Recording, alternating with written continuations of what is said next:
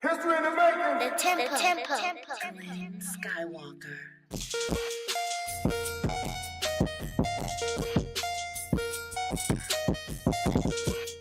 The tempo. Everybody shoot. Any young kids that start to go.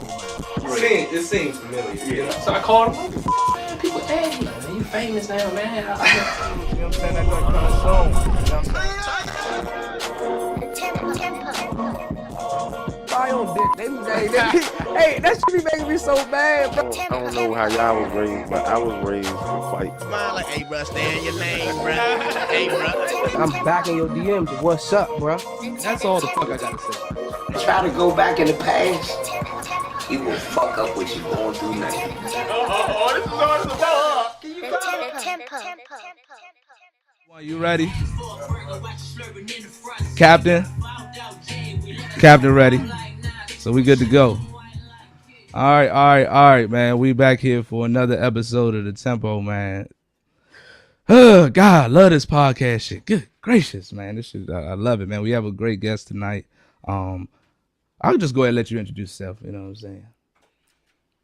Greetings, peace and blessings, everyone. I am also Mimi Motshidi. There we go. Also, Mimi Motshidi, but short, Mimi. Mimi, yes, you may call me Mimi for short. There you go. See, and you don't gotta lean up every time. You know what I'm saying? Because I don't want you to hurt your neck and your back. You good? You could just relax. Whatever. Or if you want to lean up, you do what the fuck you want. Lean up or there you go. lean There back. you go. So Mimi is currently a radio personality. Really, just a media personality. I said I'm Mimi. just a character. I'm a Mimi. Yeah, no, I am actually a media host. I have a show, the DMV Culture Club, and I'm one third of the co-host there. That's you can lit. catch us there on Wednesdays, Wendy EMC. And that is not what it's called, because I just said a whole rap group with some other shit. And DC on Wednesdays from 6 to 8 p.m. Yeah, you can catch the DMV Culture Club. There you go. There you go. Now that's sweet, man. I like what y'all doing over there as far as just kind of bringing light to DMV artists and things of that nature. It's really changed. You know what I'm saying? Like if I'm 31. You know what I'm saying? But when I was kind of growing up, like let's say 18, 17, back in the day when I used to rap, I used to be into rap heavy, rap battles, all that shit. I used to do all the little rap battles and shit, and for me, back in the day, it wasn't like everybody. It was really a small group of people that was really trying to rap. Like back in the day, it was about being in a go-go band. Right. That's what it was. They was talking about that on Go-Go Radio, man. Shout out them, man. They do a great job as well, man. I fuck with them. You know what I'm saying? But they was talking about back in the day, it was you know what I'm saying? Like the popular thing was to be in a band. You know what I'm saying? Right. And I had really got into rap hard, especially after fucking listening to Nas, like. I grew up with with my mom, like with Busta Rhymes and shit like that. But Nas was like, I was like, see this guy right here. Yeah, He knows what's going on out he here. knows something. Yeah, Right. man. Like, so I've always kind of been, I've always just really like authenticity. You know what I'm saying? And like that's why it's like I don't like all conscious rappers. You know what I'm Right. saying? Like. Yeah. Like I just like people who are being authentic. So I like Nas, I like Boosie, you know what I'm saying? I was a big Boosie fan. Man, what?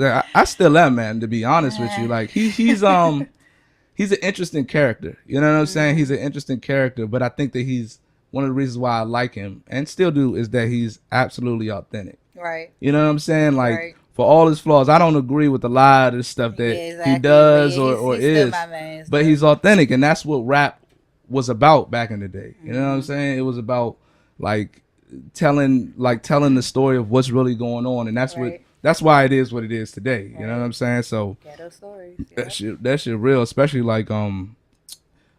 so now that rap is, let's say, more prevalent in the DC area, it's like everybody trying to do it and things of that nature. Yeah, it's just less authentic because it's like, why are you trying to do it now? But I mean, I don't know. It's the same thing like with Go-Go. Everybody was trying to do a band. So like I was in a band or two, Then everybody. Yeah, like I was in the band. You know what I'm saying? Like not just managing, but like I was actually like in a, a member. So like everybody was doing it. So, but it's just I don't know. That's why I say I can't really say, but you know, it's about what you already have instilled. I don't know what people got in their hearts and within, you know what I'm saying, within their soul for real. But like, I do Yeah. feel like it's a trend though for a lot of people. That's real. I mean, do you think like rap is, because I know that like everybody wants to become like the new Atlanta, you know what I'm saying? Not necessarily like copying off their swag, you know what I'm saying? But they just want, everybody wants their city to be the mecca hot of spot, right. the hot spot. Like, do you see that like in the future for DMV rap?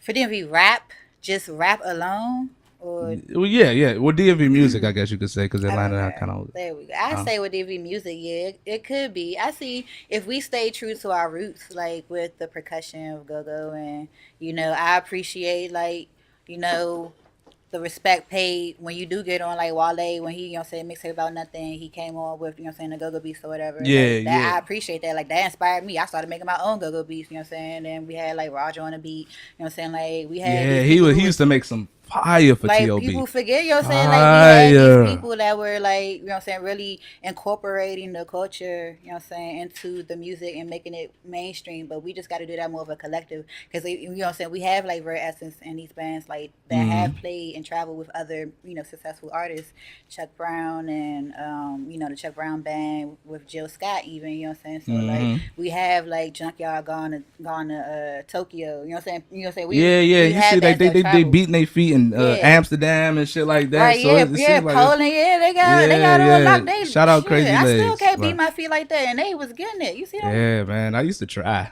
Yeah. I could who run it. I could. Oh that's yeah. my little- but Yeah, I a can't- little I can't. 2-step joke. Yeah, I used to be on the same fucking shit, man. I don't know. For me, like I guess it's will we become the mecca of rap? I don't know. If I was to make a guess, I would say no, just because I don't know. And it's hard for me to necessarily judge, because obviously I'm not like, you know, a super music type of dude. You know what I'm saying? Like, even for the most part, I don't even listen to music at all, really. You know what I'm saying? Like I'll listen to lot of Boosie a podcasts. little bit if I'm in the pod. Like, yeah, I listen to a lot of people talking. You know, maybe that's me getting old or whatever the fuck. You know what I'm saying? But like, I probably wouldn't guess that it would become the new mecca just off the strength that like I don't necessarily hear a distinct sound.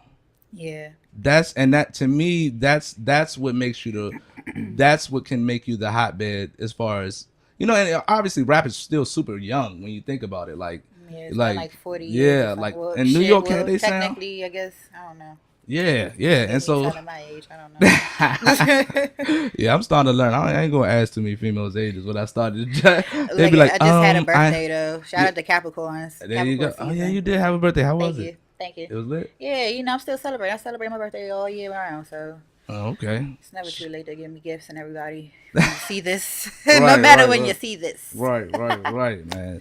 But yeah, like as far as like, you know, I don't necessarily hear like, cause like let's say with New York, it was a very distinct sound coming out of New York. That you could say that's where it started. And then like even when like down south started coming through, it was like, you know, with Florida, they had their own little thing. You know what I'm saying? Yeah. New Orleans had it where they had their own distinct sound. You know, they was running the game for a minute. California as well. You know, Yeah. and you know, even Houston kind of got up in the mix, and obviously then you got obviously Atlanta and things of that nature. And so it's like, I don't know. I don't necessarily hear it. Now I could be wrong, you know, but that's just my opinion. You know what I'm saying? I don't necessarily hear a distinct sound that's gonna, some people gonna be successful, you know what I'm saying? No doubt about it. But like even, because it's not just, let's say, the rap, it's like the beats. You know what I'm saying? Yeah, that's why I The always say with my beats is- answer, like if the beats help, because the beats gonna help the rap. Because like, Right. what do we really sound like? Because like I don't know, people from other places may think that we have an accent, but I don't hear it. But then like I do hear it sometimes. I hear it right Yeah. now when I'm talking. But it just be like I know where I'm from, so I know where somebody else is from, where I'm from. But like, what do we really sound like? And right now within music, everybody is sounding the same, in my opinion. So that's why I kind of said my answer. Yeah, Like, yeah, we incorporate our original culture, That's- then we have a chance to sound like something. But Yeah, I think it's a lot tougher for anybody now, just because of like, you know, social media. Because like back in the day, I know when I went to college down in North Carolina, it would be like it took them a while to like to get like the newest type of clothes. You know what I'm saying? Like when I went down there, it was like, it was just a family. you know what I'm saying? I mean, I ain't trying to judge, you know what I'm saying? I mean, but it's all right. Y'all just some family. right. Like it'd be like I was down there, like that was like, let's say 2006, 2005, 2006. And between that to 2010, and so you kind of seen it was like a lot of shit that was happening. Like as far as the clothes, it was like it kind of looked like 2000. Say we always, you know what I'm saying? Like the Air Force Ones and the Jabos and And I understand though, because like at the end of the day, we got endless places we could shop. You know what I'm saying? But it was like back in the day, especially I was out like Pembroke, so it was like close to Fayetteville. Like it was 2 shops that you could get some clothes from. You know what I'm saying? Like some urban type of clothes. You know what I mean? Make your own clothes. You want to stand out. Right. Exactly. You know what I'm saying? You gonna have to order them joints. You know what I mean? So they got things a little bit slower, man. But I love that shit down there. But I don't know. You know what I'm saying? We'll see what happens. You know what I'm saying? There are a couple DC rappers that I fuck with for sure. You know what I'm saying? So we'll see what happens and stuff. Have you ever had like, you know, because I know you do your show and you know what I'm saying, like, you know, that's what y'all have generally. You have a lot of artists, but y'all have other people too, though. You have we the don't fitness, just do fitness music. story, Yeah, right? we have all types of guests on. We have fitness and people who make jewelry and make their, you know, designers, interior designer, fashion designers, producers. You know, not just you know, we also have like editors. We have all types of videographers and people who just are dope, you know, have good energy. We are looking to like highlight them, you know, like whoever got something to say, like worth saying. That's real. Like, and I could say like for me, one of the questions I really want to ask, especially when I had anybody that kind of works in the radio, because I've been like that was my thing. Like, you know what I'm saying? When I was in school, I majored in public relations. Then I had an internship at NPR. You know, that's not necessarily Radio 1, but you know what I'm saying? It's still like, you know, radio station type thing. Yeah. And so like with the internet and things kind of, with the landscape starting to change, right? So you got like, people are tuning into different things now. You know what I'm saying? And so like, especially like, cause you know, I remember, what was this, like three years ago, where like, you know, Clear Channel and Radio 1, they had closed down like 40% of their actual radio stations and things of that nature. And so, you know what I'm saying, because the viewership just wasn't the same and things of that like what do you see as far as for the future of radio itself? Shoot. Like, oh no, the way technology moving, like who knows? Well, like we probably gonna be transmitting frequencies like through some other shit. Like we probably, I don't really know about radio. Like as far as like, I would say like how we have like the local radio stations and stuff like that. I don't really see those being around in the capacity that they are now. It's like that episode of Martin when What's Up became like the little country station. Yeah, I remember it just that remind me, like I feel like that's gonna happen because some other shit gonna happen within our musical culture and we're not gonna have control of it. So it's gonna be infiltrated. And so you know what I'm saying, it's pretty much gonna get hijacked. The station gonna get hijacked, so it's not gonna be the same capacity. So they're gonna be like, "Fuck that, we don't need the sorry." They don't need you can curse like know, this. I Don't matter. I was kind of on the road, but Right. I feel like they're gonna come in and like pretty much change the structure of how we are receiving, you know, the radio information and stuff. Yeah, like that. exactly. So.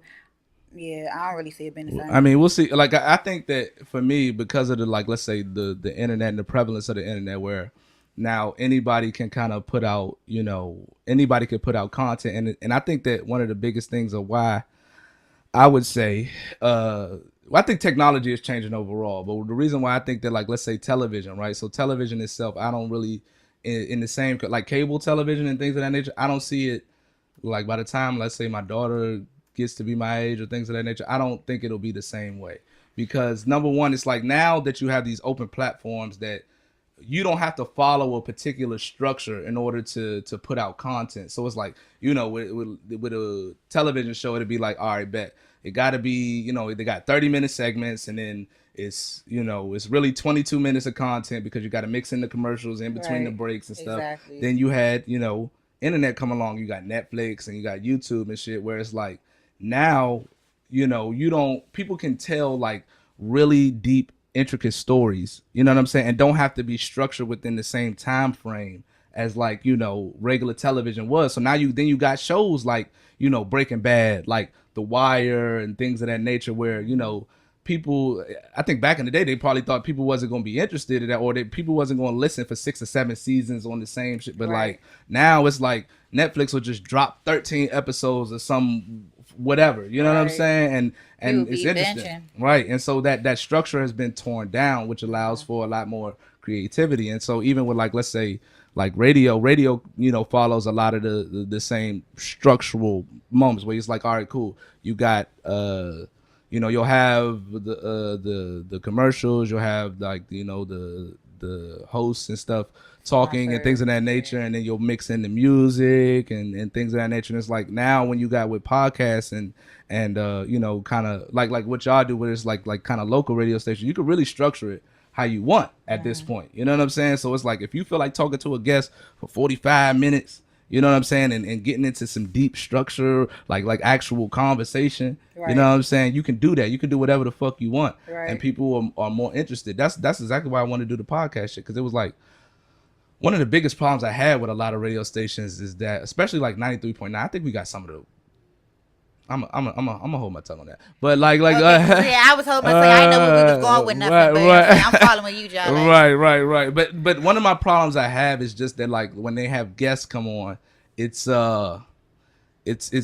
really one or two things. You gonna have either they just you got a rapper come on, they just promoing. You know what I'm saying? All they doing is they promo. Yeah, you're so great. La da da da. They basically suck their dick for like 30 minutes. Yeah, they don't get to like the meat of anything relevant. It's like, why are you here? Like you might as well just send the video. And right. Or they're like overly aggressive and antagonistic. You know what I'm saying? Like you'll have like what's his name? What the fuck? I don't even know. Like Hot 97. You know, with Ebro and them, you know what I'm saying? A lot of times when he has like he blows the fuck out of me, you know what I'm saying? Because he when some of the ways that he structures his interviews is purposely aggressive. You know what I'm saying? Like with a preconceived notion. Like let's bring up fucking art. So the Kodak interview, right? Kodak interview, I had a serious problem with it because as interviewers, you kind of know. Like the way there's a specific way in which I structure my I structure my questions and things of that nature when I'm trying to get information.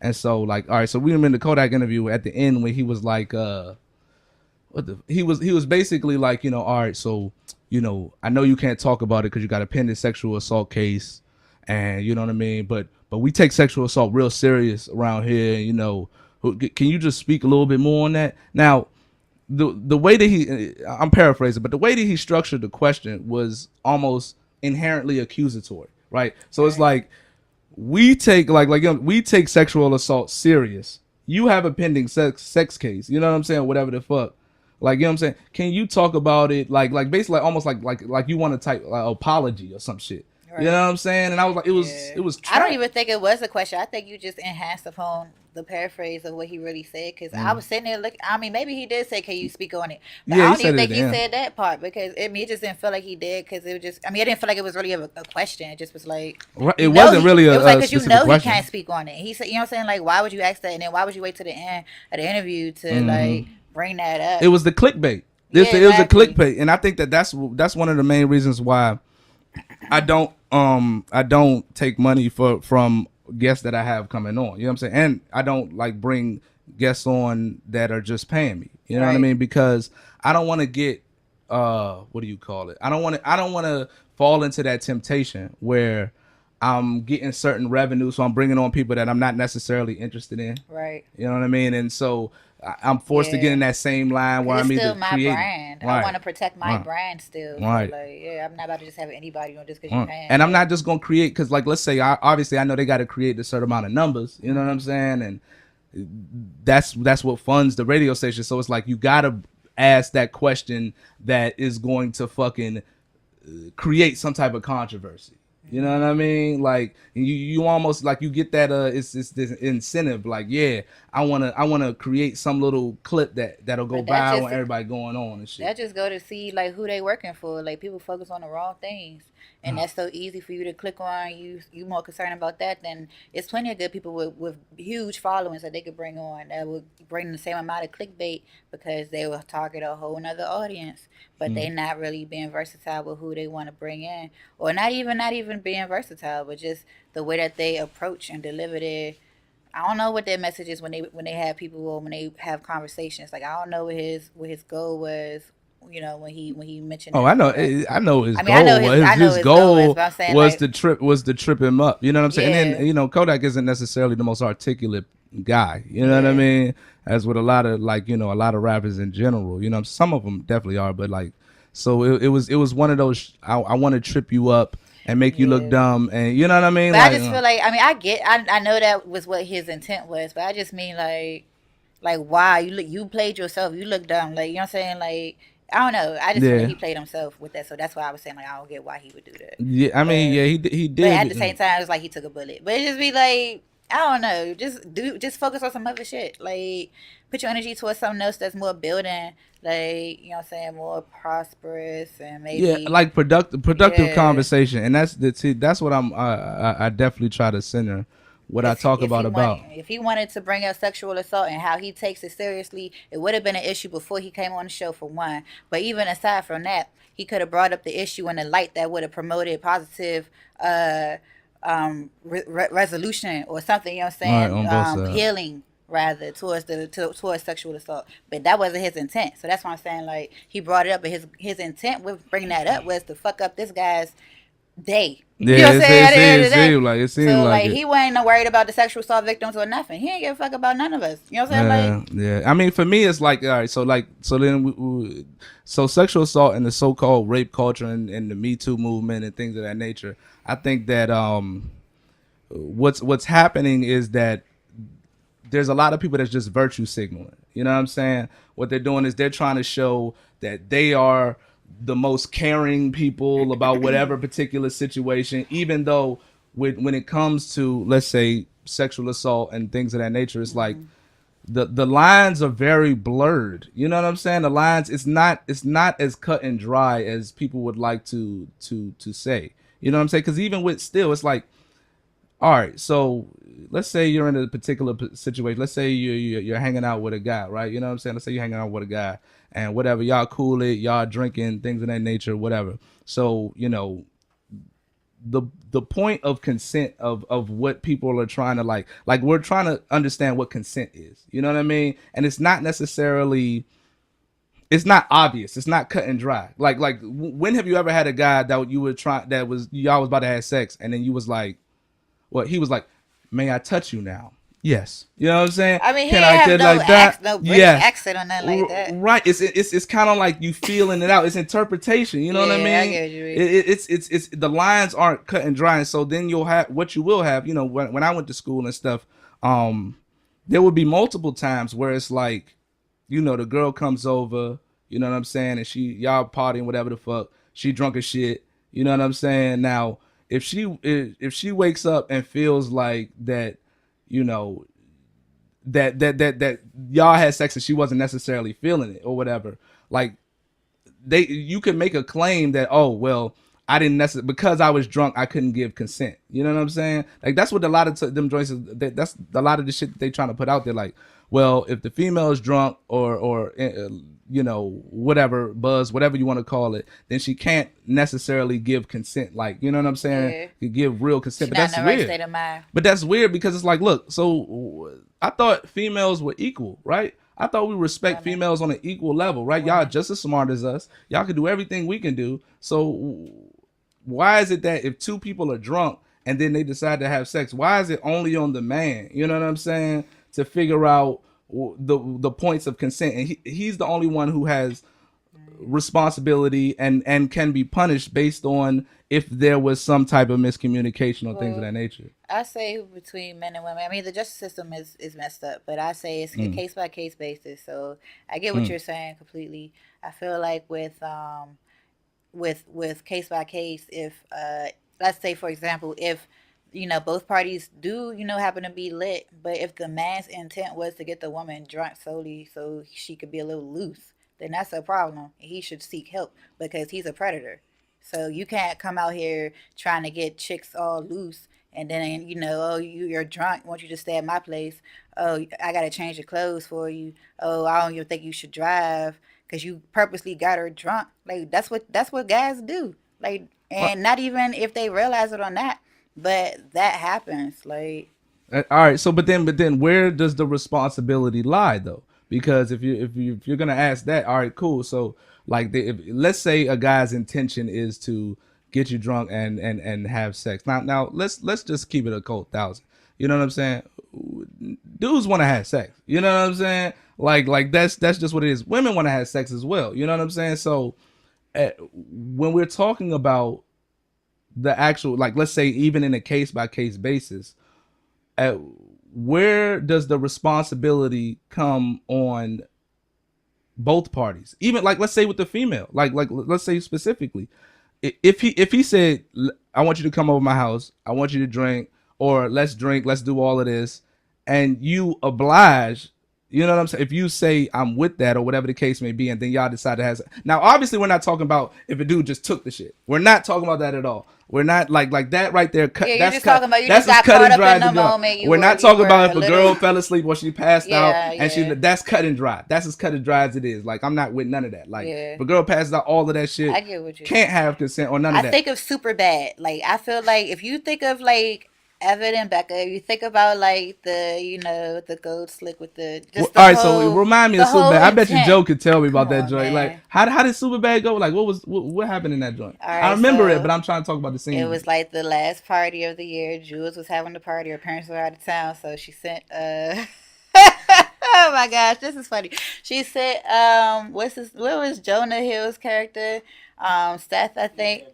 Yeah, she sent him to go get some liquor. He was geeking. He was like, "Yeah, I can get it for you, whatever." So he sent McLovin into the store to go and get it. Whatever. Long story short, Evan was like, "Yeah, can you get Becca some Gold Slick?" So it was like a special bottle that she asked for. Right. You know what I'm saying?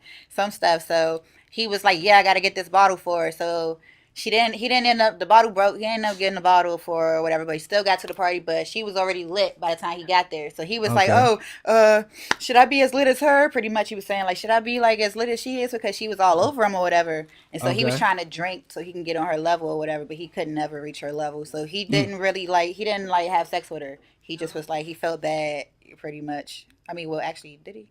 He had a little bit of sex, didn't he?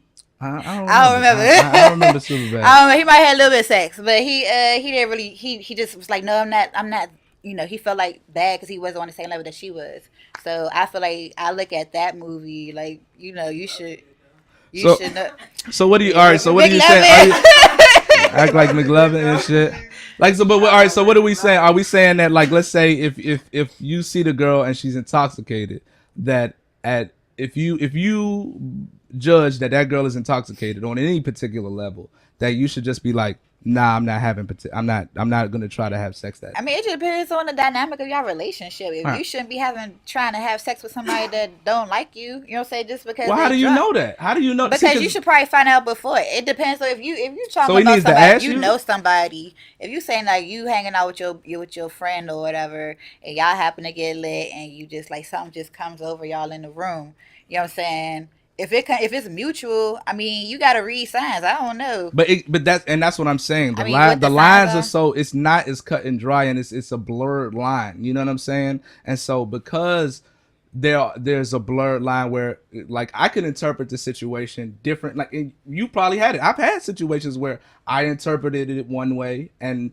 she interpreted it another way. You know what I'm saying? That's why I interpret you feeling because for a second, so I could think. Yeah, it's shit real, because I done had it one time where, like, you know what I'm saying, I had the girl come over, you know what I'm saying, cool, I think this was back in the day, because, like, I was staying in my parents' basement at the time, but she come over, it's like fucking 1 o'clock in the morning, cool, bang boogie, you know what I'm saying, we go to drunk, we smoke, cooling it, drinking, whatever, she, like, we messing with each other, kissing, all of that, she gets ass naked, you know, like, I'm talking about naked, you know what I'm saying, and as soon as I'm trying, like, you know what I'm saying? It's like, nah, I don't want to have sex, you know what I'm saying? Now, I interpreted the situation. Obviously, that was it, you know what I'm saying? Bam, I took her home. But you see what I'm saying? Like I interpreted it like she was trying to have sex. Seems like she was ready. It seemed like that, right? Yeah. But, you know what I'm saying? But what one of the things I actually give it up is that, you know, when when we were about to actually do the thing, she was like, nah, I don't want to do it. You know what I'm saying? Fair. You know what I'm saying? And that, and I think that responsibility we can't take that responsibility away from women. Like, y'all don't have the responsibility to say no. You know what I mean? Because this is how complicated situations go. So then we're going to say, well, you know, a girl may be, let's say, influenced or let's say scared to say no. You know what I mean? In which case, I can understand that. And that's why it's like it's real mushy for me, because it's like I can understand, like, let's say being in a particular situation, you don't know, and you know you probably young, you know what I'm saying? Yeah, you're not fully confident within yourself and things of that nature, and you know you might like the person, you know what I'm saying, but you might not be ready for that, and so you just kind of go along with the flow. So, because you know that's what they want. Right, exactly. You know that's what they want, so you go along with the flow, and then you know you make a decision that you know maybe you didn't want to do. You know what I mean? But you know, it would please them, appease them. So right. But you still had that, like, at the end of the day, I think that we gotta have a responsibility. I think that if we're gonna say that we're all equal, then if I have the equal responsibility to treat you right and do all these things as well, you know, and you have the responsibility to be honest as well about how it is, what it is that you're trying to do. I agree. You know I just what think everybody need to communicate more about their intentions and be upfront about That's stuff. true. Like a lot of times that's hard though. That's hard. See, making excuses. And I ain't making no excuses, but like because like this is the one thing I hear sometimes from women, and obviously I have a biased perspective because I'm a dude. You know what I'm saying? I've only seen the world through my particular lens. Right. But one thing about it is that like women would say, I want the most honest dude, like that just keeps it 100 with me. But then when you tell her, hey, you want to come over because I'm trying to have sex with you. You know what I'm saying? Like, how often that may work sometimes. You know what I'm saying? But when people are that blunt and honest, women get put off by it. You know what I'm saying? It depends. That's what I'm saying. Like, it depends on, like, you don't know. Somebody might be with it too, but you got to look at your delivery. You can't, you know what I'm saying? You can be upfront with it, but you don't got to be corny or, you know what I'm saying? Like, well, see, now you got to learn how to be slick. Yeah. Oh, but that goes into the person. Like, I know, like, man, yeah. I just feel like you get that. Hey, look, we can get into it, man. We block out names. Beep, right. Beep. It's cool. I feel like you should be upfront about what you want, and if it's not if somebody is coming to you with something, they try and get you to do something you don't want to do it, let them know you don't want to do it. But also, that's your opportunity to say, this is what I want to do, and see what they gonna say. And they probably gonna have an attitude where they be like, bitch, you came with me with that shit, nigga. Like, don't, you know what I'm saying? So that's how I feel. I play sometimes. I be like, oh, that's, you know what I'm saying? If I see somebody trying to be funny, I'll be funny right back, just to see, so they can see how they like it, you know what I'm saying? Because, like, I know what you're trying to do. Right. Hey, look, we be having like this bullshit conversation, but where we're trying to get this information out, but we're not being absolutely upfront with it. So let's say me and you was trying to do something or whatever, right? And so, or no, let's say I'm trying to do something, you trying to figure out what my intentions, and I'm like, all right, so you trying to come over tonight and shit? You like, you know, and you like, well, what you trying to do? I'd be like, well, you know, we gonna cool it. You know what I'm saying? You know, maybe whatever, sip on some, watch a couple movies, this and that. Now I'm trying to throw out there that, you know what I'm saying, I'm hoping sex is gonna end at this time. We'd be like, well, she'd be like, well, and this is what some females would do. They'd be like, you know, let's say if you ain't trying to have sex, but you do want to hang, you'd be like, well, yeah, I come through, but you know, I gotta get up and do some other stuff. You know what I'm saying? Like, throw it out there. Now you're throwing it out there. With the real conversation we're having is like, I'm saying I want to hang with you and have sex. You're saying I will hang with you, but I'm really not trying to have sex. But we're not saying that strictly, right? Because it'll be kind of off. You know what I'm saying? Right. But if she was to reply, say, yeah, but I'm not having sex with you, then what you mean? Because I used to be like that. Yeah, like when I was young. I'd be cool with. I used to be with that shit because it'd be like, son, at least I know. Because this is one thing that I started to do. I was like, son, within my own mindset, it was like, I used to put myself in the mindset like, she not gonna give me no pussy. You know what I'm saying? So I'm not even expecting it to a certain degree. You know what I mean? Because like when you expect it, your actions kind of move around it. You know what I'm saying? You setting it all up so that y'all can do it. You know what I'm saying? And you're not just having a free type of what's name. Because it's always in the back of your mind, because that's your intention with every move that you make. All right, but it goes the other way too. Because have you ever had a particular situation where a dude was hanging with you and you might have wanted to do something, but he wasn't making the move. And as the man, a lot of times, you know what I'm saying, it's you know what I'm saying, like it's kind of on us, you know what I'm saying, and you be like this nigga out here bullshitting. I don't even know what he doing. You know what I'm saying? Have you had that? Have you ever had that happen when like you cooling it and you want him to make the move, but he not making the move? That's kind of hard with us niggas. Like we be making the move. But so yeah, not really. We be making. I mean, not we be really. making It the might move. be like it might be after he's already made a move before.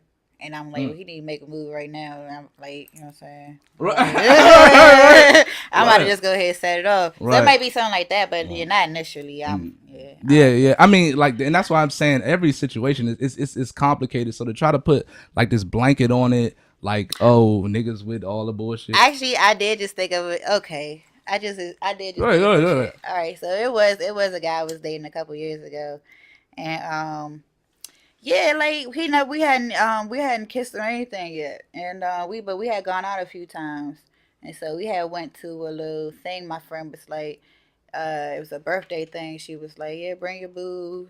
It's gonna be a boo night thing. And I was like, well, let me see what this dude gonna say. And so I was like, all right. So he was like, yeah, let's do it. So we were having a good time whenever we would go out, whatever. But like, I didn't know where it was gonna lead to for real, so I just was seeing. But anyway, so we went out that night. We did get a little lit, and I actually I think I made the first move and kissed him, but it was weird. That's rare. Like, you know what I'm saying? I ain't gonna say, well, in my opinion, you know what I'm saying? Yeah. Like I've had sometimes, but that's not majority of the time. It was weird because like I don't know. I don't know what happened. It was weird. It's like he grabbed me.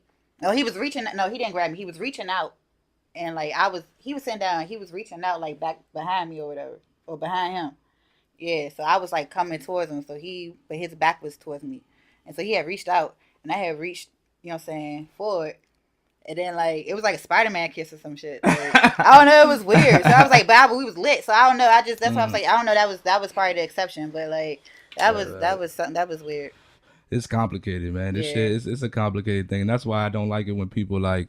They try to dress complicated situations with some type of simple explanation when the world essentially isn't simple at all. You know what I'm saying? And so I don't know. That's why like let's say, for example, like when people make certain claims about the world, but you don't necessarily have any extensive knowledge on actual history, historic facts, economics, things of that nature, and they'd be like, well, it's always been. Now we might have some disagreement right here, but some people will frame that the world has always been tyrannical patriarchy where men have been oppressing women, and that it's this constant fight between the rich and the poor. In my opinion, I don't think that's an accurate representation of how the world has developed to what it is now. Has there been oppression and endless suffering? Yeah, for sure. But to say number one for the first fact, to say that it's a patriarchy, that men have just been oppressing women, is just not that doesn't make sense, because number one, we're related to more women than we have. Men die at a incredibly, you know what I'm saying? Men die younger than women. You know what I'm saying? Men die in war. Like most, even though we talk about like when women, like, you know, like when men, like they have babies and shit like that. We always talk about niggas getting people pregnant, but the fact is that a lot of men can't get girls. You know what I'm saying? A lot of men can't get girls, and this is the reason why we're as advanced as we are, is because of women's proclivity to have they're really selective, right? Yeah, and that's why because y'all didn't just pick, like, let's say with other animals where you'll just pick the most dominant male. You know what I'm saying? The most, what's the name? And then not y'all, but females from other, like, let's say with lions and things of that nature. Of other species, right? Other species. We'll just pick the strongest male out there, right? But not human women. Like it's always been particularly deeper. Like it's not, you don't just want the strongest, you want the most strongest and smartest, you know what I'm saying, and the guy who is, like, let's say the best socially, you know what I'm saying. So if you have all those, y'all are super selective when it comes to that. And the fact of the matter is that when y'all have chosen that, y'all would choose this guy, and then everybody else that doesn't fit that mold, they just die, you know what I'm saying. They don't get to have no offspring. So anyway, so at the end of the day, I just think that, like, it's people try to frame the world as if it's always been, let's say, men's fault, and when men have always oppressed women and things of that nature. But I think that it's been complicated. I think that life has been tough for everybody. You know what I'm saying? It's equally hard for everybody. Yeah, you know what I'm saying? yeah. Okay, so that I'll lead on with that. What you saying that too. I don't take the black man's plight and struggle lightly. I feel like it has been overshadowed. You know, I mean, black women, of course, we have our struggles too. We need to work together at the end of the day. I think that I don't that's want to right. I don't want us to all just always put focus, on the black woman. Right, With our absolutely. struggle in the mainstream, because I feel like we need to put it on both, like collectively. Like if we're gonna do that, let's just do the black family. Like let's put the focus on the black family. Right, You know there what I'm you saying? Because the black man has struggled. You know what I'm saying? Endured hella shit too. Like I'm not. It's not a race. I'm not gonna compare nothing. But we know. You know what I'm saying? What we both endured. So Yeah, it's fucked up. It's been tough. You know what I'm saying? But it's also how, like, not just, let's say, how people frame the world, but like, let's say, it's also how you fucking talk to people. Like at the end of the day, I want conversation to be productive. So if I'm gonna make, if what I'm trying to, if my goal is to bring about as much positivity and actual change, then I'm going to frame the way that I talk to people or what I'm talking about in a way that not only that they can digest it, you know what I'm saying, but they can see both sides of the argument, you know what I'm saying, and we can move together on that, right? And so I hate like motherfuckers like what's his name, Derek Jacks, you know what I'm saying. I hate when let's say dudes always try to blame women, you know what I'm saying, for whatever problems that's going on. If the women would do this and la da da da da, like, and I hate it when women do the same thing, or even other men. Like, I'm not gonna bring somebody else down, and this is how I can tell people's intentions. If I'm trying to persuade you to my argument, I'm not going to tear somebody else down in order to do that. You know what I'm saying? Exactly. Because you can kind of tell from, if I got to tear, like, even let's say if you was trying to talk to somebody, or if you was, somebody wanted to be your friend, you know what I'm saying, and they having conversations with you and whatever the case may be, and when they trying to, like, let's say, talk to you and tell you about themselves and shit, they gotta like, hey, shorty over there, he wild as shit. You know what I'm saying? Like, let's say dude trying to talk to you and shit, you be like, hey, you know what I'm saying? Like, you look good, this and that, but I know you talk to shorty nigga over there, and he wild as shit. He do this and that, la da da. And what he's doing is, he's not, to me, that's not, you're not confident in yourself that you could just present your own, this is who I am. You know what I'm saying? This is why I like you. This is why you should like me. You know what I'm saying? that's why a lot of people lose credibility when they do that, because like I said, they focus on the wrong stuff. Well, you got to put your energy into focusing on somebody that you don't like and that you say that you're the opposite of. Like, what's your point? You know what I'm saying? You got to build yourself, or you don't have enough of yourself and your good qualities to speak on. And that's what we should do with almost every situation. You know what I'm saying? At the end of the day, when I talk to people, like, let's say when I network and things of that nature, I lead off with, let's say, some of the work that I'm doing, how I'm trying to better, how I'm trying to learn from you. You know what I'm saying? And I'm not like just down talking other people. You know what I mean? But a lot of times I hear motherfuckers, and it's like the first thing they want to do is down talk somebody else. Yeah. You know what I'm saying? To try to bring up that thing. And that's, even with that, like, even with some of the conscious community, it's like what I want to hear is how we gonna get black people together. You know what I'm saying? That's what I want. How can we make a better future for ourselves? Not, I mean, don't get me wrong. You could talk about colonialism and all of that, but if all your focus is what the white man did, already happened, you know what I'm saying? What the white man did and what he's doing to you and this and that, and that's the whole focus of your conversation. You're not even telling me how we can fucking break this shit. You know what I'm saying? How we can create some type of you gotta read this, you gotta do that. But okay, read this and then what? Like, you don't have the answers, because what are you doing? You standing out here hot as shit wearing leather in the summertime, like trying to preach to somebody. Around gallery place, right in front of gallery, like and blocking shit. traffic. It don't make no damn sense. It's like, the what Jews are you doing? and the white man, and they coming. They've been fucking us well, over. What are they doing? Let's learn from them niggas. Right.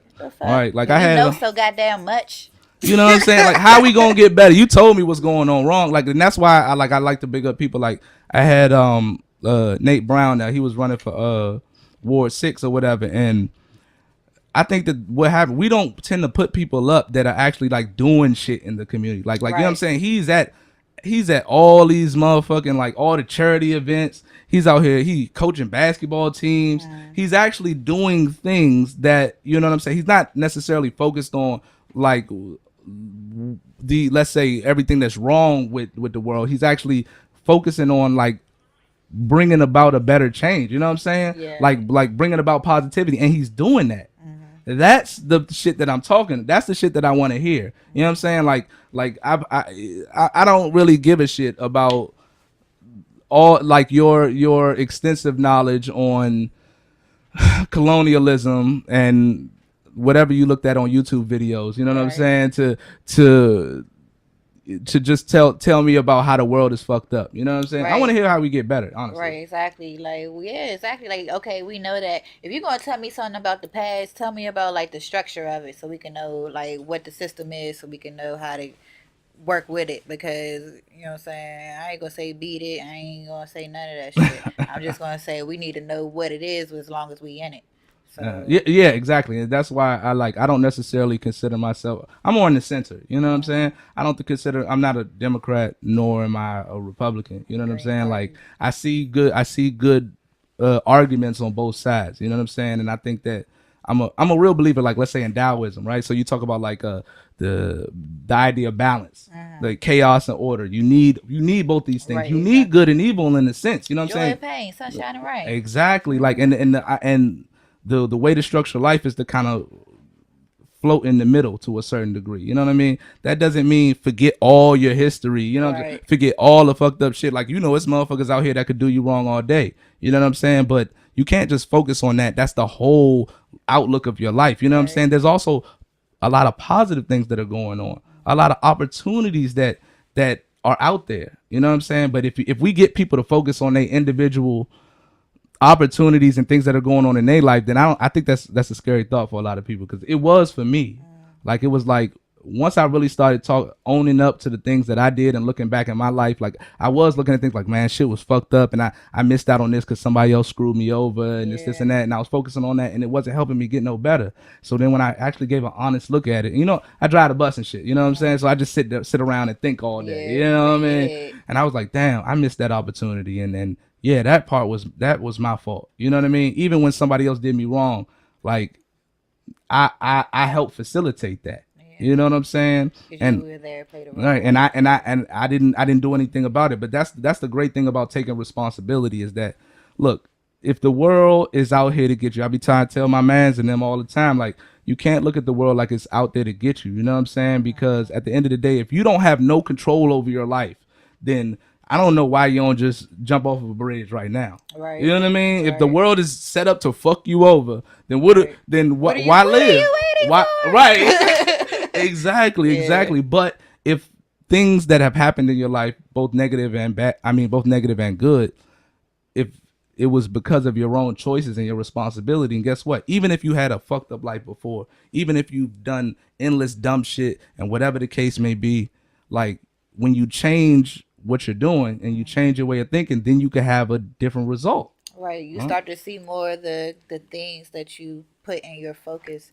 You start to look for them more. That's like if you have a task to look for a red car within 24 hours of your day while you out and about, look for make note of every red car that you see for 24 hours. For the next 72 hours, you're gonna be seeing red cars. You're gonna be going crazy, because that's what you have programmed your mind to see. You know what I'm saying? So if you program your mind to receive prosperity, and you know what I'm saying, you keep that. But it's like I said, like you said, it is about the balance. So we can't deny, what happens in real life. But if we put that mental picture in our mind of receiving the prosperity, it's going to come regardless, because we putting in the action subconsciously to make these moves. You know what I'm saying? Which ultimately will become conscious while we moving. So. Nah, that's real, man. That's real. All right, man. So back to this Wendy C. You know what I'm saying? Wendy C. shit, the Culture Club and stuff like that. DMV Culture Club, man. So I know y'all been out for like a couple months and stuff like that.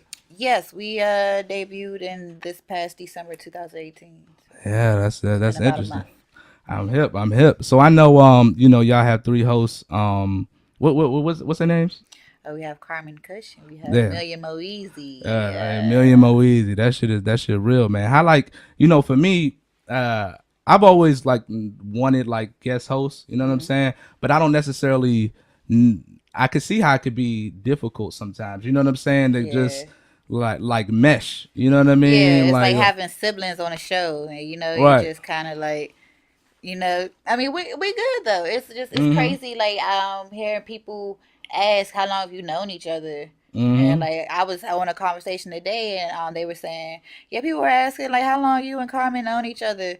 Like, yeah, we just met like you know what I'm saying, recently. Like, oh, see, like y'all know each other all your lives. You know, like that's big sis. Like you're saying, like you know what I'm saying. So the vibe is there. So that's why we work so well. But I mean, and Mo, like he just come in and like what he did it's a different dynamic. So it's all good energy. I'm glad that we are able to work together so well. You know what I mean? Because you know, especially when you have different people from different backgrounds, we all different, but we blend well. Nah, that's lit. That's lucky. I mean, you gotta give some props to the person that put y'all together, you know what I'm saying? Because you know, shout out to our sponsors, right. Rehab, yes. right, man. I got my man Raheem over here doing the audio, man. He be doing that joint. Shout out to Raheem, man. He's our producer too. Yeah, man. This man be doing this thing, helping out the damn that's shit. The thing. Like we don't compete with one another. It's no competition. Like you know what I'm saying. Everybody, we support one another. Like you gonna be on my show. Like you know what I'm saying. Thank you for reaching out to me. You know what I'm saying. Like that's what it's about, networking. Like Absolutely. That's what that's my form of public relations I do. Like I want to get out into the public and relate. You know what I'm saying? Like that's the basis of the word. Like I don't want to do it with just like the behind the scenes media. Like you know what I'm saying? Like as far as no communication, no person. You know what I'm saying? Like we have a lot of shared goals and interests, and so I feel like we should be enjoying our work, especially if it's our passion. That's real. See, and that's for me, like when we talking about like you know, when people say, man, it's crabs in the barrel and things of that nature, and everybody just trying to hold everybody down. Don't get me wrong, there is an element of that, you know what I'm saying? But for me, it's like I think a lot of the shit is that people be having these expectations that motherfuckers just supposed to do something for them. You know what I'm saying? Like that's what I was about to say. I when I came in this shit, like I didn't have no type of expectation that anybody was gonna do anything for me. You know what I'm saying? And that's why, you know, I took time to learn, to, you know, invest in myself, try to learn how to do the audio, the video, things of that nature, and it had some bumps along the way. But even when I come at people like, look, I know you probably have endless motherfuckers trying to come on your show and this and that, and it's like, you know, if you aren't necessarily, people think that you're just supposed to fuck with them off the strength. Right. Like people who work hard are trying to link with other people who are working hard. Right? That's what you don't surround yourself around people that ain't doing shit. You know what I'm saying? And expect yourself to get out of, you know what I'm saying? And to get out of your particular situation. You want to bring people around that's out actually shaking and moving. You know what I mean? That's what me being a creative director as well. Like I love collaborating with other creatives because it's a mutual benefit for all parties involved and for like the world. You know what I'm saying? Like because we sharing our art, you know what I'm saying? It has a purpose. It's feeding all of our missions, which is a shared goal. So like I love getting out there, like I said, just living your passion and having fun while you're doing it. And that's what being a boss or an entrepreneur. You know what I'm saying? You get to make that rule yourself. This is who I want to work with. This is what I want to do. Like if you take control of, you know what I'm saying, your own dream, like it's nothing to it but to do it for real. Exactly. I mean, that's why I said having that in that subconscious thought, you know what I'm saying, programmed every day, because like Lord knows, like I don't know where I was gonna be. I ain't know. Like I'm still not where people be like, you so humble and this and that. We're like, I ain't got no choice. Like if I try to come out here like, yeah, I'm doing this and that, you know what I'm saying, my face gonna be cracked, like you know what I'm saying, before I know it. So like I might as well just chill. I'm very appreciative. Like people want to reach out to me or work with me. Like people, like I be thankful if people follow me. Like shit, I don't know. You know what I'm saying? Like I'm starting over with a new Instagram at Mimi Motshidi. So I'm just like, you know what I'm saying, I be thankful. Like, oh, okay. So I be down to work with people and collaborate and just build. It's all about the goal of building and creating something new and beneficial for everyone, so we can grow from. You know, and if you know we actually trying to, you know, give some guidelines or try to teach. I think that, the majority of the time, and I could, Joe could attest to that, A1 could attest to that, like 90% of this is fucking just the work behind it. You know what I'm saying? That's 90%. You know what I'm saying? This man done been around this joint where I'm just sitting up till 4 a.m. just on a computer. You know what I'm saying? Editing videos, trying to get the website popping. And that's most of the time. So if you the thing about people think like entrepreneurship is this, I'm just out here getting it, and you know what I'm saying? It's all, fun shits and giggles and shit. Man. Like, it's like, no, see, the most of it is just you fucking putting your hard hat on the bullshit. You know what I'm saying? Dealing with, you know what I'm saying, failure. You know what I'm saying? Not like things that you're trying to achieve and maybe not achieving those goals at the time, but still going on. Spirit and what exactly you got to? Time. Oh my God, like, that's real. It's like, endless times, boy. I be sitting around sometimes. I be like, man, what the fuck, man? What am I gonna do? Like, I be like, man, this shit will be all right. And friends around, they tell me like, man, you doing your thing, this is that, and I'll be like, son, like, I'm looking at some of these other joints, like, I need to get better. You know what I'm saying? I'll be like, damn, how you can't do that though. That's what I'm saying. You can't look around at that. You gotta be authentic. Right, you gotta do yourself. Yeah, exactly. If you see areas that you need to work in, then you gotta put that effort in and take the initiative to do it. Because if not, then you gonna drive yourself crazy looking at other people's stuff. Facts, like, man. I don't even watch TV for real. I may have a couple of shows I watch, or I got a Fire Stick. So I watch, stuff on there, and I'll be online to see what's going on in the world or locally or whatever. But I am conscious of like what I allow to my spirit, because I don't want my spirit disturbed by nothing nobody else got going on, because I start kicking myself and I'm my worst critic. So yeah, man. I'll be looking at the joints like, damn, man, I could have did that video way better. I be doing that too, though. But I want to stop. Can you listen to yourself? Can you listen to yourself after you do your when you post interviews? Can you listen to yourself? Sometimes. I mean, I'm getting used it's to hard it. It's hard for me. I ain't even gonna lie.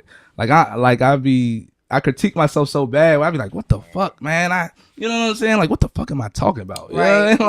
Like, I be like, look at my face. I could have said that way better. Like I be making faces and shit. Like, I be in my head a lot, so I have to make sure that I'm not listening to respond. You know what I'm saying? I'm listening. You know what I'm saying, to understand a lot of times, because I'm naturally in my head anyway. No, you know what I'm saying? Yeah, man. And that's a fight in itself, man. Right. Being in your head, man, because everybody got endless shit going on. I know I be having endless shit going on and shit. And, you fall, you bullshit, you be broke sometimes. You know what I'm saying? You just like, Yeah, you try to balance. The world be too much. Balance with all of that, plus, like, the ideas and stuff I'm trying to execute. Like, right. I write stuff down. Like, I got a lot of journals. I try to keep track of my thoughts in that way, but it's just a lot, but we gotta get it out.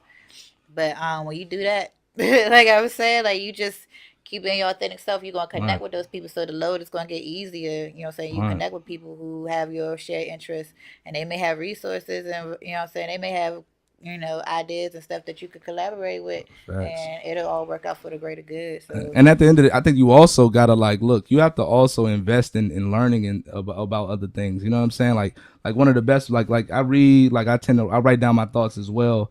And one of I get a lot of great influence. Like, number one, obviously I always be putting him out there, but Jordan Peterson, he's like a psychologist, philosopher, this and that. But even like one of the best books that had me out was like Uncle Luke joint. You know what I'm saying? My bad. I ain't mean to do. But I like the book of Luke, man. I'm telling you, bro, like, this joint, he tells the story from the beginning to the end. How he did everything himself. Like, when it came, and this was back in the day where New York rappers wasn't even fucking with Miami at all. They said that's not even rap. You know what I mean? And so he ain't had to go to no label. It wasn't I just post my music to whatever stream. It was he was talking to distributors, you know what I'm saying? Like, actual people that just make CDs, you know what I'm saying? Printing his shit out, you know what I mean? Like, when he went to shows, he wasn't going through no other agency to like goddamn make some merchandise. He went to the goddamn t-shirt makers, made his little t-shirts, was selling them, he was getting all his change, you know what I'm saying? Like, but it was him and Master P. Those are him and even Baby, Baby got a lot of shit with him, but I respect his entrepreneurship. Shout out to Master P though. Yeah, man.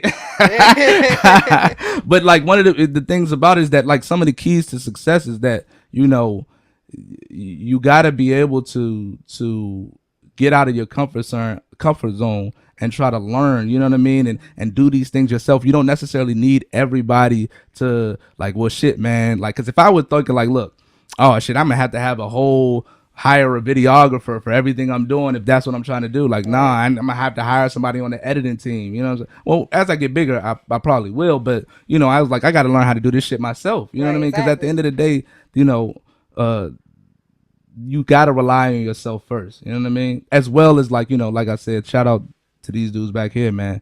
Like, you know, you also have to build a team and a network as well. The team of people that are going to support you, you know what I'm saying, in your dream, and you know you got to do it vice versa as well. You know, and you need that help when it comes to, you know, you're really trying to progress. It don't matter what business you in. You know what I mean? You need a solid group of individuals that's gonna be able to help you out. You know what I mean? And pick up some of the slack because it's overwhelming. That's the key. It's overwhelming like, sometimes. And that's why I'm like to go back to like you saying with me being with the DMV Culture Club, like I said, I'm glad like we do make sure like we you know, if something's going on, we try to make sure we support one another. And even if it's just, you know, in a day, you know, like someone having a bad day or something like that. Like we in the chat, we, you know, so we communicate. I've worked with other people, and you know, I feel like they may have had their own goals more prevalent than the team. It wasn't really a team; they just wanted the team to highlight themselves. Right. We can highlight one another and highlight ourselves in a good way. It don't gotta be you just trying to do it underhandly. You know what I'm saying? Like you could just let us know that. You know what I'm saying? So, I done had about 30 people run through this joint. You know what I'm saying? Like I done had like, I mean, these two dudes have been here since the beginning. You know what I'm saying? You know, Raheem. You know what I'm saying? Like I grew up around Raheem and shit. You know what I'm saying? Like so, it's great that he helps out when he can and shit. But I done had endless people that done came through, and I be like, look, I be building opportunity. I don't necessarily have the money. You know what I'm saying? To finesse everything that I want to finesse. Opportunity. If you barter, look at your platform. I'd be like, son, like, look, at the end of the day, if you want to do videography, son, you come help me out with the podcast, then, you know what I'm saying? You need to use the camera to go get some bread, go shoot up some nigga video shoot. Look it up. Look how to do it. Practice. You know what I'm saying? Then you creating a whole business for yourself. You know what I'm saying? And that's what I try to give, because I'm going to be honest, like, you know, people think, or at least some people think that, like, you know, giving people money necessarily helps them. You know what I'm saying? And a lot of times, to be honest with it, it really doesn't. You know what I'm saying? Look, and even if I like let's say if I give you $50 or something like that, $50 ain't about to change your life. Right. You know what I'm saying? Like the real thing about it is actually just kind of giving people opportunities. You know what I'm saying? And helping them out when they need to do it. You know what I mean? Like, I got so. a story about that too. I don't want to get into it. All right, so long story short, you know, okay, so first of all, I don't condone people really much taking pictures and videos of them like helping the homeless. Okay, I don't really like that. Yeah. That's just a little weird. Oh, okay. But I didn't do that shit. But okay, so this is the story. So like it was a young lady, and she had a daughter, and I was pumping my gas one night, and it was like a winter night. She asked me if I could spare some change. I ain't had no cash, but I said, I'll buy you something to eat. And so she was like, well, can you just meet me at the McDonald's? So McDonald's right down the street. I just said, okay. You nice as hell. Yeah. I mean, she was out there with her daughter. So so I told her to meet me out there or whatever. So she met me out there. And she was young. She was a couple of years younger than me. So like they met me there. So I was, you know, talking to her, you know, before that I talked to her a little bit, but you know, figure out who I'm about to do this. Right.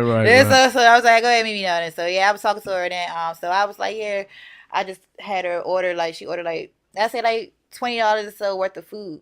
And I say that is that I'm not bragging about $20, but I'm mentioning that for a reason. So I sat, you know what I'm saying, I didn't sit with her, but I spoke with her for a moment, you know what I'm saying, her daughter, I remember her daughter name and everything. So spoke with both of them, you know, and try to give her some guidance or whatever, going about my business.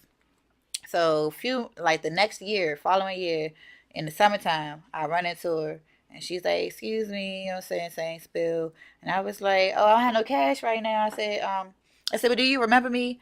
And she was like, no. And I was like, yeah. I said, I met you around, you know, wintertime last year. Woo. Yeah. And I was like, yeah, your daughter named Brandy. She was like, yeah. Brandy was like, she looked like she remembered me, but like her mom did, so she had to go and go where her mom was going. So it was just like, she was trying to fake remember. I was like, no. But I was like, Yeah, we went to McDonald's. I got you, you know what I'm saying? That's why I said the $20 worth of food, because that's a lot of food. It's a lot of dollars Yeah. and stuff. You know what I'm saying? So it's just like, you kind of think if somebody load your tray up, you will remember that experience, I would think. But, Yeah. so that's why I brought it up. So it was just like, okay. So she was like, well, I said, well, I had no cash, but I told her, going to that store, they probably give you a complimentary cup of water. Woo, woo, woo. So I was like, all right. So she went in there. So I was like, you know what I'm saying? I'm asking you, God, you know what I'm saying? What should I do? Because I feel like I didn't help her, you know what I'm saying? How I should, you know what I'm saying? She came to me for a reason, like specifically. You know, I felt like she did for a reason. So I went in there, like, and she was like, oh, this lady just gave me a couple of dollars. Like, the lady had left out, whatever, just gave her a couple of dollars. I'm like, okay, that's good. Like, I'm glad I'm thinking, like, I'm glad I told her to go in there for that.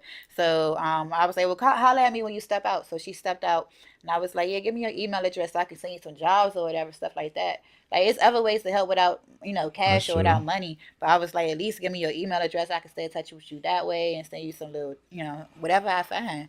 But it just be like, you know what I'm saying? I don't know. It's hard, man. It's hard. It's complicated because at the end of the day, number one, a lot of times you're just one person. You know what I mean? So, I be trying to tell people, one thing I find is that, a lot of the people that I kind of grew up around and stuff, they be in fucked up situations or whatever, or they've been in fucked up situations, especially financially. And so a lot of times when they get money, they be trying to look out for people. Right. So they be like, oh yeah, I let such and such ball, whatever, you know what I mean? Not the hard way. Right. And the thing about it is that, like, for me, it's like, I don't even see when you're at a certain point, it's like, especially financially, I don't even see the utility in you giving out money to somebody else, right? Because at the end of the day, you're not truly changing that person's life. You know what I'm saying? Like even especially if you're down, you know what I'm saying? So you got a little bit of money now, so you know how it felt to be down. So the first thing you want to do is help somebody else out. Right. But you're setting yourself back. The way that you can really help people out is if you focus on yourself, you build yourself up, you know what I'm saying, to a certain level, and then you could actually implement change that would be productive. Like, you know what I'm saying, if you stack your money up, get real nice, then maybe, you know what I'm saying, you could open up some type of charity or something like that, and actually do something that'll really affect, rather than just giving somebody something one time. And then a lot of times you don't know why them people, not them people, but you don't know why anybody is in their situation too. That's another big thing, because it could be that they just had a really fucked up way about the world just hit them like a motherfucker, and they didn't do anything to deserve it. But a lot of times what it is their own. A lot of times it's a mixed bag of fucked up things that happened to them, and they allowed it. Not just they allowed it, but they're like, let's say you're not good with managing your money, you know what I'm saying, you have a drug habit. Let's say if you just don't have any purpose, and you don't know how to really be disciplined and structure your life so that you can be able to maintain yourself. And so, what do you do then? Like, you know what I'm saying? Like, what do you like? Is it everybody's obligation to help you out, and you don't even know how to help yourself out? You know what I mean? Like, that's where it kind of gets complicated. Like, I know one time I went to Shell gas station one time when I was staying around Kenland, and it was this dude outside, had on dreads, and he was like, hey man, let me get some change or whatever, you know what I'm saying? Like, look, I used to have dreads. I can't say you nigga had dreads. Had on dreads. I had dreads.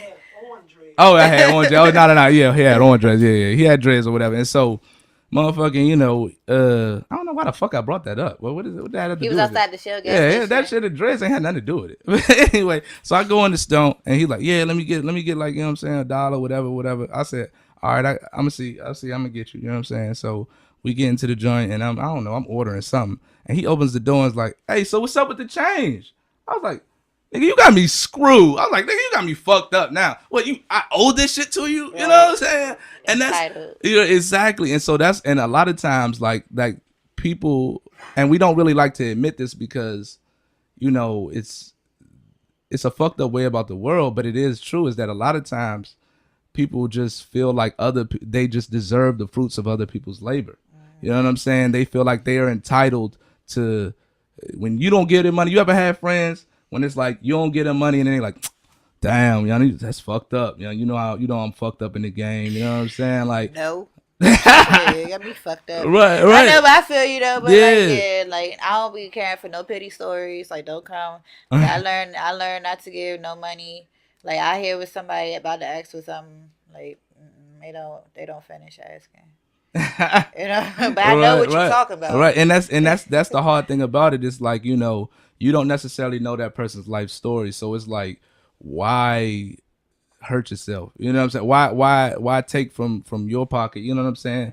To Yeah. help out somebody that you don't know necessarily that they even quote unquote deserve the money. You know what I'm saying? Deserve the fruits of your labor. Right. Like, You why know? should I help you? Right, right, right. Like, that's taken away from me and what I could be doing. Right, and it's not like you're evil. It ain't like you just spending all your Right. money on It's goddamn a legit fucking people question. over. Like, Like, you know why what I'm should saying? I help you? Like, It's dang, you real. keep needing help. Like, why? Right, and so that gets Let me into help you another way. that's real. And one of the, but that principle right there is some of the debates that we have even over politics, right? So let's say we're talking about with a lot of social programs, right? So you'll have like programs like TANF and food stamps and things of these nature. Now, it's not as if, see, Joe always be trying to, I don't talk about it. I'd be like, son, I'm to talk about what the fuck I want to talk about. You know what I'm saying? But nah, like, all right, so, and this is it's a touchy subject, but I think it's a conversation that needs to be had. Like, so I think we all agree that people who have had a bad leg up in life, we have an obligation as a society to at least help them have a fighting chance of being successful. You know what I mean? And a lot of times that's what a lot of social programs do. You know what I mean? They're trying to give people a leg up. The problem is that the programs when we started a lot of these social programs, it's supposed to be to elevate people out of poverty, right? But then we do data on it. We've looked at the history, and a lot of the social programs that we have currently don't lift anybody out of poverty. Right. They actually, the majority of people who have these social programs are only maintaining. You know what I'm saying? Right. Maintaining their status. And now the conversation is different, because should people, let's say, and a lot of the taxpayers, right? So, and even like you work at McDonald's and you know what I'm saying, you making $15 an hour, whatever the case may be, and you paying taxes on that. You know what I'm saying? And the taxes that's getting taken out of your check fucking you up even worse than somebody who, you know what I'm saying, rich as fuck. Right. So you're contributing to, you know what I'm saying, your tax money is getting paid for some of these social programs. Right. And so the question is, should we be funding these programs to just maintain? And it doesn't matter, because most people on these social programs are white. You know what I'm saying? So it's not necessarily a black thing. You know what I'm saying? Yeah, but it's like, should we be spending money to put in these programs that have been shown they're not elevating people out of poverty? Matter of fact, they're the people who end up lifting themselves, who end up elevating themselves through the different classes, are people that didn't have any help at all. Right. So what do we do about that? Should we still fund it? Do I owe that to them? And that's the debate that a lot of Republicans and conservatives have, right. Where conservatives are more like, look, this is ineffective. You know what I'm saying? We need to just cut this shit, and we need to just cut this shit because it ain't working. And then you'll have like Democrats that's like, look, you don't care about people. You know what I'm saying? We're trying to focus on helping out. You know what I'm saying? The poor. And for me, that's what. That's why you need both sides. You need the conservative side, even in a relationship. You know what I'm saying? You need somebody who allow y'all take chances, so that shit ain't just boring. You know what I mean? Like for me, I tend to be conservative in how I spend money. You know what I'm saying? Things that I do.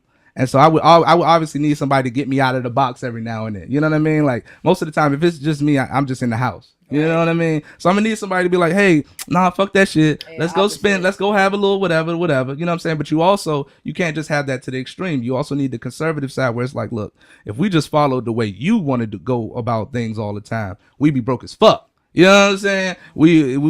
The instability would crumble and we go bankrupt if we just live how you live. That go with the balance, Yeah. Polar opposites and whatnot. We need to have that common ground though, somewhere in the middle. Right. that's really important, is common ground, and that let's just assume that people have good intentions as well. Like, just because I have a difference of opinion, like, we demonize each other, like even within my own family to a certain Personal degree. attacks. Like, it'll be like I'll have a different opinion about that's because that's what I think even conservatives and liberals have. You know what I'm saying? It's just what we want overall is productivity between everybody and everybody to have a fair shot. We just disagree about how to go about that. You know what I'm saying? And sometimes conservatives may be right in particular instances, and sometimes liberals may be right in particular instances. You know what I'm saying? But just because I disagree with you doesn't mean that I'm inherently evil, or you know what I'm saying? Same thing. Like just because a conservative doesn't agree with spending money the way you think doesn't mean he or she is a heartless bastard. And the same thing, just because, you know what I'm saying, like you know a liberal like you know wants to help out the poor doesn't mean that they have no concept of kind of conserving the things that you're trying to maintain. Right. You know, so we all need each other. So we don't gotta like, look, you know, I don't like, you can disagree with me all day. You know what I mean? And I'm not gonna think that just because you disagree with me or you look at the world in a different way that you're an inherently, you know, bad person. You know, but that's what we tend to do. I think we need to stop that. Like, everybody jumped on fucking, now I don't even know how one, but look, everybody jumped on fucking Kanye, right? Because he's freaking, I mean, the thing is, he's insane. He's insane. But like, the reason why people were jumping on him to me was the dumb part. Like, if he wants to fuck with Trump, if he wants to have whatever opinion that he wants to have, let's not demonize him because of that opinion. You could demonize him because you could be like, look, he don't know what the fuck he talking about. You know what I'm saying? Yeah. He's not particularly educated when he's trying to articulate whatever topic that he's trying to fight for. But he's not bad just because he like Trump. He's not bad just because he has an opinion about that. You know what I'm saying? But I see a lot of demonization, but the thing of it, he's fucking insane though too. He's not a good example. You gotta think about this man sucking them off. He's sucking them off, saying he's a father figure and all this other wild shit. Like, for what? Like, why is he meeting with him? The fuck? Why? Well, we got to because I applaud Kim K at least for like working on prison reform or whatever. Right. I mean, I don't know if that's the way that Kanye was doing it to get, you know what I'm saying, that in there. I don't know, but I feel like people are disappointed with his delivery.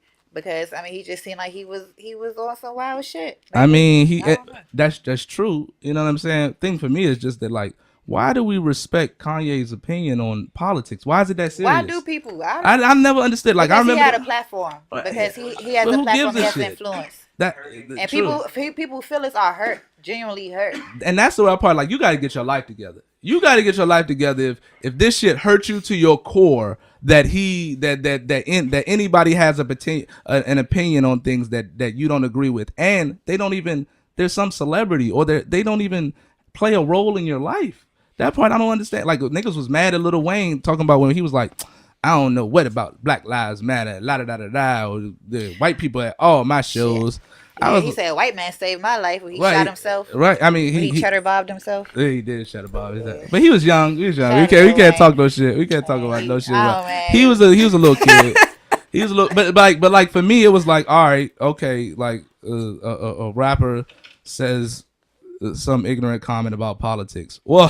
Why the fuck, like who gives a fuck? Why is there no outrage when, like, okay, for example, I mentioned this on my show, like 21 Savage, he apologized for his comment saying that Jewish, are rich or whatever. Oh, you talking? Okay. He apologized for that comment, but like, why, he ain't apologized for all the stuff he said about black women and all this and that. Right. Like, why he don't make apologies for saying how he gonna kill other black men in his music? You know what I'm saying? Like, stuff like that. Because you gotta know who you working for.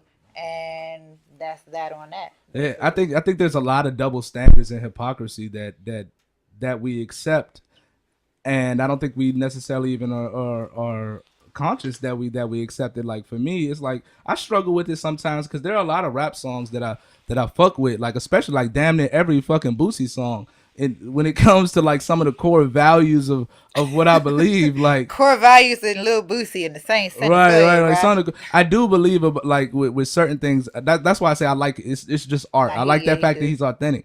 But I am given a double standard. Because let's say if I was to meet somebody like if there was a dude that was around me that thinks the way that Boosie raps, I don't want you around me. You know what I'm saying? I used to hate with niggas like that. Like, Right. I don't need you. I don't need you around me. Like you need around your what you need energy. around. I don't agree with the way that you look at the world. I don't agree Right. with none of that. You know what I'm saying? But I accept it in my music. You know what I'm saying? And so it's like and I admit that. You know what I'm saying? I admit that there are double standards that we have, and we just got to be honest. Even the same way we treat women and versus the way that we treat men. Like it's cool for men to kind of jump out the box and we can hit every joint, and they're not, let's say, devalued as far as socially. But like, you know, when women, if there's a woman who, let's say, has sex with a lot of different people and everybody knows about it, like she's almost devalued in a way. You know what I'm saying? And that's a double standard. But it's the same way for it's okay for a guy to, I mean, it's okay for a woman to live with a dude, you know what I'm saying, and just reap all the benefits of, you know what I'm saying, of just living under him, and we accept that totally in society, absolutely, under all circumstances. But if a guy does that, then we're like, oh, he must be less of a man, like he's not handling his business, things of that nature. And so those are the double standards that we have, and you know, I think we should address it, but at the same time, it's like, you know, let's at least admit that we got double standards. Like you know what I'm saying? Like shit, some shit we say is cool for one people ain't cool for the other. You know what I'm saying?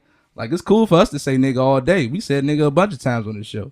You know what I'm saying? But if a white dude was to walk up in the joint and say nigga, you know what I'm saying? We'd be like, oh. Fuck this nigga say? Right, exactly. Like he might get called a nigga, but you can't say it. Right, Like, exactly. And so, you know, but that's a double standard. You know what I'm saying? That's not equal. That's not, I mean, but that's why I said, like, what is equality? Like, what, you know what I'm saying? Like, what is equal? That's like that picture. It's a meme of like the kids standing on a little soapbox, but they different heights. But the soapboxes, if they the same size, you still can't see shit because you still on the same distance, the same equal distance from the ground that you was. But if you got different soapboxes cut, you know what I'm saying, for the size that you need to see over the fence or whatever, then you know what I'm saying, that's equality. So you gotta be specific about stuff. Yeah. It can't just be like general double standards. Like you gotta look at the root. Like, okay, for example, to go on your topic of the man staying with a woman, you know, being looked upon as lesser than in society, but you gotta think of tradition. Like a lot of times, like the African American / Black culture is the only culture that doesn't have like traditional ways or values of like relationships. And I say in marriage, because if you look at like other cultures, they'll be like today for sure. Today. I mean, well, but you gotta realize today is African American is recent, you know, recent development, basically. But you know what I'm saying? But like, so it never really was that, because that's why I say go back to the beginning of the Black family being targeted. You know what I'm saying? It's no structure. The structure was removed. So like, if it's like if it's looked upon like that in society as far as like weaker than, that's because in other cultures, it's no question that the man is going to provide and the woman's going to take care of home. Like they have that understanding within their own cultures. And some cultures is worse than that. Like they got child brides stuff. That's their culture. That's some other shit, but that's their culture. But it's the understanding that they got within their culture. You know what I mean? So yeah, but I mean, I think we still could judge. Like I can judge, like, because we all make judgments, but at the end of the day, we're judging them based on a core set of values. And you have I think you have the right to judge other cultures to a certain degree. Like, look, I don't agree. It's so weird to me how like some of the feminist movement, like they focus on like the women's liberation and things of that nature, but then they support Muslim culture. You know what I'm saying? With let's say Islamic culture, where like let's say I'm not saying I disagree with either one, but if your whole tenet is that women should have full autonomy to do everything that a man can do, essentially, then how do you support a culture that doesn't follow those same standards? Right. You know what I'm saying? Like that women, you know, I'm not even saying that women just take on more submissive roles, and to me it's like at the end of the day, like that's a big contradiction to me. You know what I mean? Yeah, the feminist movement is a whole contradiction in itself.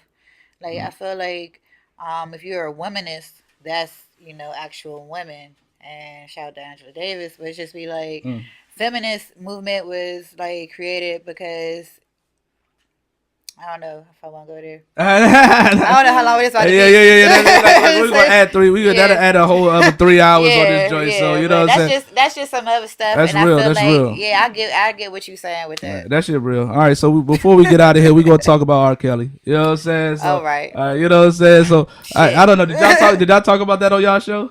Oh, we talked about pedophilia and go-go. See, I seen some joint. Damn, I wish I would have heard that joint. But this is my whole thing. Like I seen some posts where they was talking about like there was rumors going around that Polo used to mess with younger girls. Now, for me, especially when you talk about men that are dead and that can't necessarily defend themselves, if they're like, we can't just go around throwing around accusations of pedophilia. You know what I'm saying? Without concrete proof, because see how that you're gonna destroy a man's legacy or destroy a person's life. Like if somebody was to just, you know, I only think about that because I think about myself. I've never done anything like that. I have a daughter, everything good. Never sexually assaulted no woman in any way, la la la. But if somebody accused me of that shit, you got me fucked up. You know what I'm saying? That's why, and especially without concrete evidence about rumors and shit like that. Like, you know what I'm saying? Like I don't agree with that. I don't like unless somebody got some concrete proof. I'm talking about like witnesses and things of that nature. I don't think that shit should have been spread. But what were y'all talking about?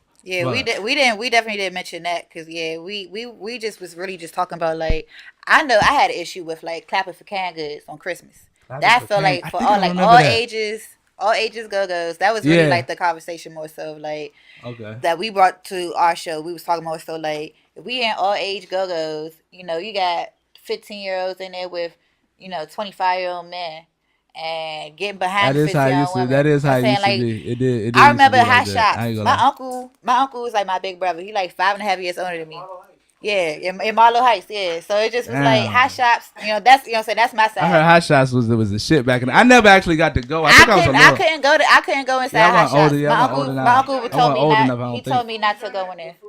Yeah, right. That is up. Yeah, but he told me I couldn't go in hot shots because his friends were in there. Yeah, so like I said, he only 5.5 years older than me. So I was in middle school. I was going to Benjamin Starter right there. Yeah. Like, no, you know what I'm saying? Like, if I'm like 12, 13, 14, his friends is like 15, 16, 17. I don't need to be in there, even though it's right there. But like, so I mean, you know what I'm saying? That's but people don't always have that. You know what I'm saying, to tell somebody that. And at the same time, I might have been like, why not? My friends is going woo woo. Yeah. But like at the same time, I'm conscious enough to like, oh, well, I mean, it must be like older people in there and this and that going on. So that's real. I'm gonna listen to them, and the people don't always have that OG or like that credible source, somebody that love them and look out for them. You know what I'm saying, to say, hey, it's not a good environment. Why were we allowed to be in the same all ages? You think it was fundamentally, you know? And if somebody was to ask me today if we had to like vote on some legislation about it or whatever the case may be, I would have to agree. I would have to agree that like, look, like Jack Johnson, the only one who can't. You can't have all ages. Technically, he got all that shit shut down. But I mean, it wasn't no all ages in there with no old ass. But even to spin to the other joint, I just remember how much fucking fun I used to have at the. You know what I'm saying? When I remember when I was 16, I used to go to the Neon. Yeah, that was right there on Clinton. You know what I'm saying? That was kind of an all ages joint. You know what I'm saying? That shit used to be lit. But I always thought that shit was weird. Like when if I'm 16 and you 20, why are you trying to talk to me? Like I feel like that was for me. I feel like that was weird. Like what? I know I'm mature and everything, but like at the same time, why? So you didn't want to talk to? You wouldn't talk to no when you were 16? I felt that shit was weird. That's good. You know what I'm saying? But that's like that. That ain't usually like if we was in school. You know what I'm saying? If we was in school together, that's a little different. Like if I had a boyfriend or like when I was in high school, he wasn't in school, but we met in high school. You know what I'm saying? But like he graduated. You know what I'm saying? A little bit after that. So. That's different, but like I feel like if you just like I ain't meet you, we wasn't never no freshman, senior, you know what I'm saying, and you know what I'm saying, we ain't meet like but even then, all right. So just to kind of be consistent though, it's like all right. So you know, it still wouldn't make it like at what point? Let's say y'all met when he was. Let's say he was just to put it in the most extreme case. Let's say he was a senior. You know what I'm saying? Turned 18. And he had a birthday in January, and you was a freshman at the time when y'all met, and birthday in December. So technically, you know what I'm saying, you would be 13. Okay. You know what I'm saying? Well, you would be 13. I mean, you maybe 14. You would be 13 technically, all right, depending on the time of the year. Obviously, you're right. You would be 13. He would be like, let's say, he would be like 3-4 years older than you. So now, let's say now you moved it out 2 years later. Now you're a junior, and you're 16, and he's now 20. Is that cool now? I don't know. See, but you see how like you can't like this. Yeah, I get that. This is how it's complicated. It is like complicated. it's That's why like, I say I is feel that like cool? that's a big gap difference. My gap difference wasn't that big. But I wouldn't talk to no freshman when I was a senior. Yeah, I mean I wasn't a freshman. But we I was, accepted though. You know yeah, what I'm saying? yeah. We kind of accepted. I don't know. This side is weird. I think you know it's what I'm weird. saying? I don't know. It's weird. I feel like that's weird too. But at the same time, because it's like I don't know. That's weird. I feel like if you was going together while y'all was in school or something like that. Yeah, but that's not something you can apply across the board. That's the only thing. Like you can't apply. Yeah, that's what I said. It's a case by case. Yeah, see, but we gotta have overall structure in order to apply this type of shit. But whatever. Stay within your age group, man. Just there we try to go. find And you know what? I think we can end it right there on stay within your age group. You know what I'm saying? Look, Right. Mimi, I appreciate you for coming through. This was a lit. I didn't even get to touch all the shit, but it was we like, really yeah. didn't. If we sat down here for 10 hours, you know what I'm saying? Yeah, it's a lot But of it was lit, man. It was lit, man. I really appreciate what you're doing. I think I like the DMV Culture Club. You know what I'm saying? Shout out Raheem. You know what I'm saying? Shout out Culture Club. Shout out Wendy C. I really like what y'all doing, and you know, hope y'all keep it up. I'm gonna be watching. You know what I mean? And I appreciate you coming through with a lot of your insight. You know what I mean? That shit lit, and I want to make sure everybody, y'all go on www.dmvspeaks.com. We got all the episodes loaded up there. You can go check them out there, or you can go on YouTube. Just put in Tempopodtv, and you can check out all the video and the audio on there. And check out what's the name? We got Crank clothing line. We got the event on February 2nd. I'm gonna be doing interviews as well, so y'all be on the lookout for that. And I think that is about it, man. So I appreciate everybody for helping me out, man. I appreciate y'all for listening. You know what I'm saying? DMV Speaks. What happened Sunday? Oh, interview on Sunday, but that's a promo for the shit for the joint. Yeah, but anyway, like I said, DMV Speaks, man. We gonna holler at you. All right.